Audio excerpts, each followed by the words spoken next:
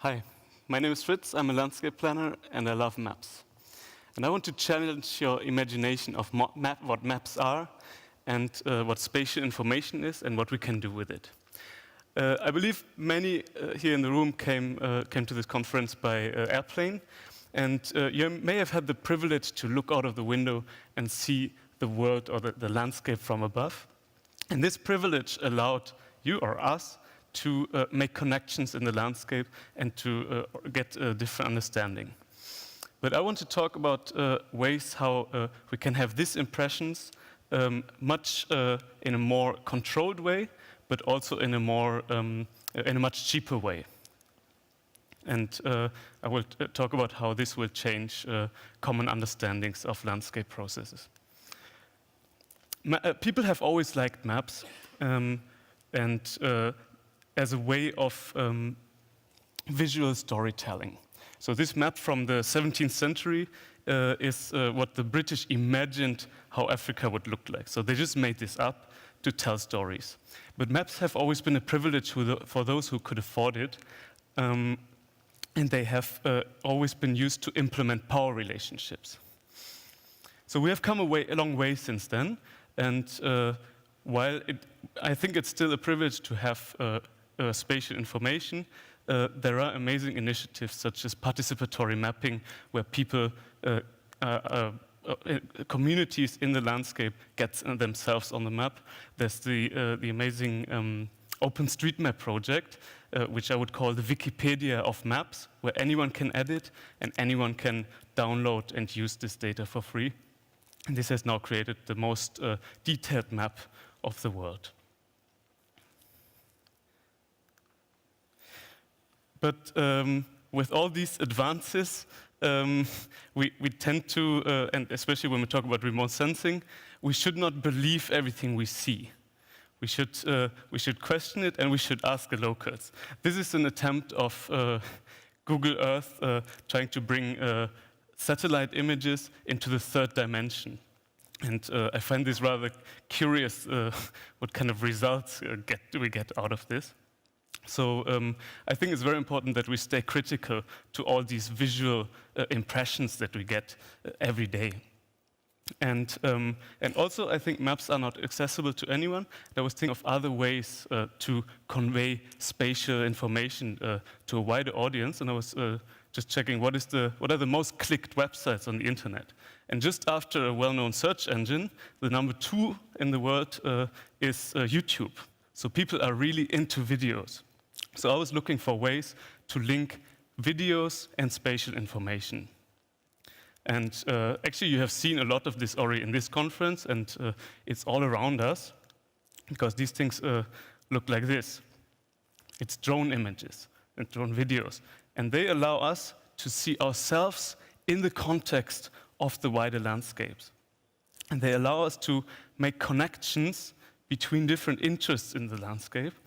And I think they can be a very powerful tool in understanding each other and get a common understanding across languages, across backgrounds, and across even values.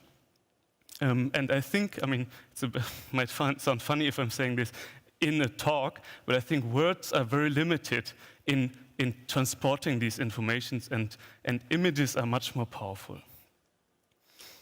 I am currently working in a project on the water energy food nexus. What is this nexus? I illustrate it with a house. And I'm thinking, in this house, what are the most essential needs that I want to be fulfilled?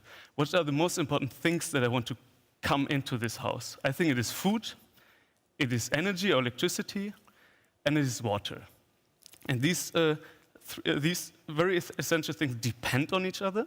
So, for example, we need energy to transport the food and the water into the house. But of course, they also compete with each other in where these things are produced and where these things come from, and that is the landscape. And it's very important to understand where these things compete and where they align, and for this we need spatial information.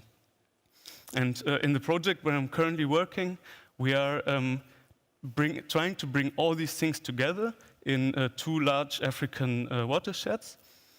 and we aim to create a decision analytic framework based on the scientific evidence that we're collecting, and that involves multi-stakeholder processes. And as communication tools, we use these kind of images that I showed you before, and these little fellows help us gather this information. It's not an easy process because a lot of people are actually afraid of this, and there's, of course, there are a lot of risks involved with more and more people flying drones. And politically, it's very complicated to get drones into a country and to get it run. But I will just show you how it works and how it looks like. So buckle up for a Google Earth flight into one of our project areas, which is the Zambezi Basin, and this is the Kafue Flats, which is a large wetland in Zambia, influenced by two dams. And I also highlight the capital, which is Lusaka, where most of dam-related decision-making is done. And now let's bring this landscape to life. This is how I imagine the whole floodplain used to look like initially. So it's a large grassland influenced by recurring floods during the seasons. And these floods provide important ecosystem services to people. So we see people fishing, we see animals grazing, and in other places there's also small-scale agriculture going on.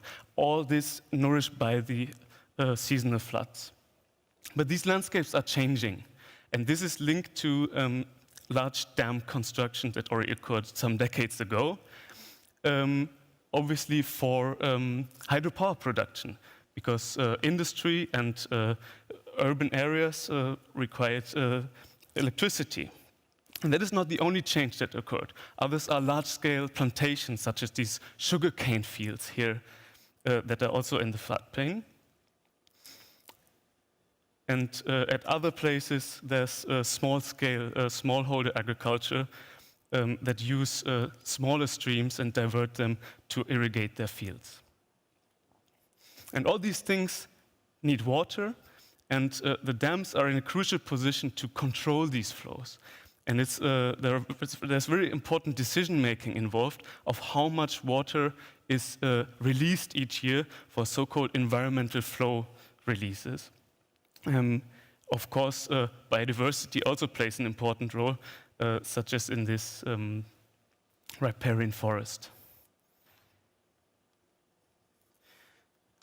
So we came a long way with spatial information, and more people than ever before are using maps and such images that I showed, and you've seen them all around this conference. And I think it's important that we make these available to a wider range of people, and not only those people who actually live in the landscape who should have also the opportunity to bring themselves into context, but also to the decision makers that are in remote places and whose decisions affect the people in the landscape. So for this, it's very important tools to have this information. And in the end, shouldn't it also be fun to develop joint landscape visions together? And who does not enjoy having bird's eye views of the world around them? Thank you very much.